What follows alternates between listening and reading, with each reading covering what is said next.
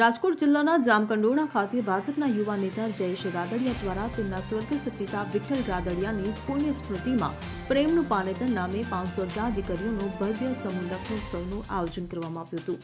આ શાહી સમૂહ લગ્નોત્સવમાં જયેશ રાદડિયાના 2% ટપોરીના નિવેદન પર હોબાળો મચી ગયો છે। ત્યારે જયેશ રાદડિયાના નિવેદન પર પાટીદાર અગ્રણીઓની પ્રતિક્રિયા પણ સામે આવી છે। જયેશ રાદડિયાના ટપોરી ગેંગ ટોળકી અંગેના નિવેદનને લઈને જયંતિ સરદારાની પ્રતિક્રિયા સામે આવી છે। જયંતિ સરદારાએ જયેશ રાદડિયાના સમર્થનમાં નિવેદન આપ્યું હતું। તેમણે કહ્યું કે જયેશભાઈની સાથે સમાજ છે, પણ બધા જાણે છે આ કોણ છે। સામાજિક સંસ્થાના આગેવાન બનીને બેઠેલા છે।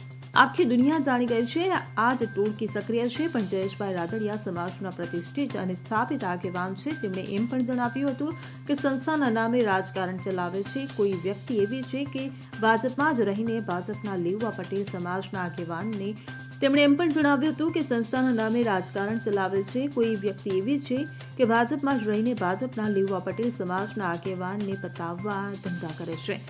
આમ જયંતિ સરદારાએ પણ નામ લીધા વગર ટપોરી ગેંગ ટોળકી પર પ્રહારો કર્યા હતા।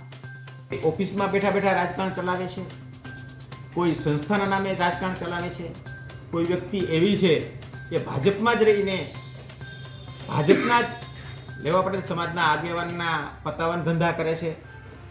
અમુક લોકો એવા છે કે ચોરને એમ કે ચોરી કરજે અને ગરધણીને એમ કે જાગતો રહેજે। આ ટાઈપના લોકો પણ આ ટોળકીમાં છે અને ક્યારે એક હોય છે, ક્યારે જુદા હોય છે, કોઈને ખબર નથી પડતી। પણ હવે એ ખુલ્લું થઈ ગયું છે કે આમાં સમાજને અને પાર્ટીને ગેરમાર્ગે દોરવા માટે અમુક લોકો ગોઠવાઈ ગયેલા છે, એ ખુલ્લા પડી ગયા છે।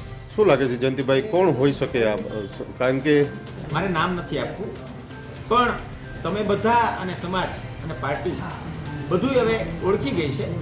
નામ દઈને મારે મોટા નથી કરવા।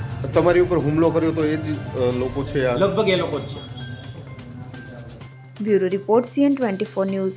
હવે જુઓ દેશ દુનિયાની તમામ ખબરો તમારી આંગળીના ટેરવે। ઉઠાવો મોબાઈલ અને Google Play Store પરથી ડાઉનલોડ કરો અમારી CN24 ન્યૂઝ મોબાઈલ એપ।